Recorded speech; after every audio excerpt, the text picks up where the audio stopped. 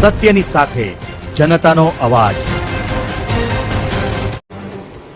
નમસ્કાર, આપ જોઈ રહ્યા છો 24 ન્યૂઝ નેટવર્ક। હું છું એન્કર અર્પિતા પટેલ। 24 ન્યૂઝ નેટવર્કમાં આપનું સ્વાગત છે। હવે જોઈએ અગત્યના સમાચાર। રણાવાડા જાગીર ગામનો અનોખો નિર્ણય, બાળકોના સ્વાસ્થ્ય માટે નમકીનના પડીકા પર પ્રતિબંધ। ગ્રામજનોની સર્વસંમતિથી નિર્ણય, નિયમનો ભંગ કરનાર વેપારીને 5000 દંડ। કાંકરેજ બનાસકાંઠા જિલ્લાના કાંકરેજ તાલુકાના રણાવાડા જાગીર ગામે બાળકોના સ્વાસ્થ્ય અને સારા ભવિષ્યને ધ્યાનમાં રાખીને એક અનોખો અને સરાહનીય સામાજિક નિર્ણય લેવામાં આવ્યો છે। ગામના આગેવાનો અને ગ્રામજનો એકત્રિત થઈ સર્વસંમતિથી નમકીન તથા પેકેટમાં મળતી નમકીનની વસ્તુના પડીકા વેચવા પર પ્રતિબંધ મૂક્યો છે। ગ્રામજનોના જણાવ્યા મુજબ નાના બાળકોમાં નમકીનના પડીકા ખાવાની આદત દિવસે ને દિવસે વધી રહી છે। આવા પેકેટવાળા નાસ્તાના વધુ પડતા સેવનથી બાળકોના સ્વાસ્થ્ય પર અસર થતી હોવાની ચિંતા વચ્ચે ગામમાં પ્રકારના ખાદ્ય પદાર્થોના વેચાણને નિયંત્રિત કરવાનો નિર્ણય લેવાયો છે।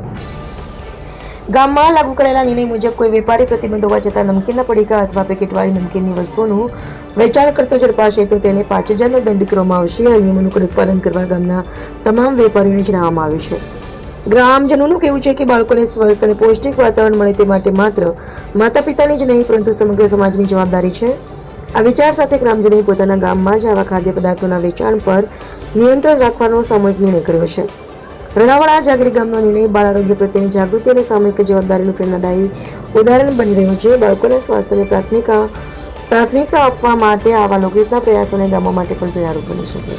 રિપોર્ટર દયારામભાઈ નાય, અમરસિંહ જાદવ।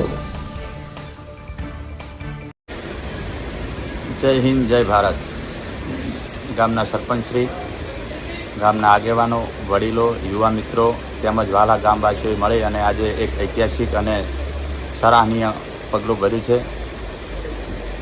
ગામમાં વપરાતા જંક ફૂડ જેવા કે કુરકુરા જેવી અખાદ્ય વસ્તુઓને બંધ કરવા માટે પ્રતિબંધ મૂક્યો છે અને સમગ્ર ગામે આ ઐતિહાસિક નિર્ણયને વધાવી લીધો છે।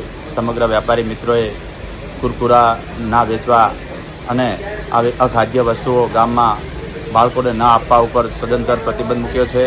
જો કોઈ વેપારી કુરકુરા તેમજ અખાદ્ય વસ્તુ વેચતો પકડાશે તો એને 5000નો દંડની પણ જોગવાઈ કરી છે। સમગ્ર ગામનો આ ઐતિહાસિક નિર્ણય ખૂબ વંદનીય અને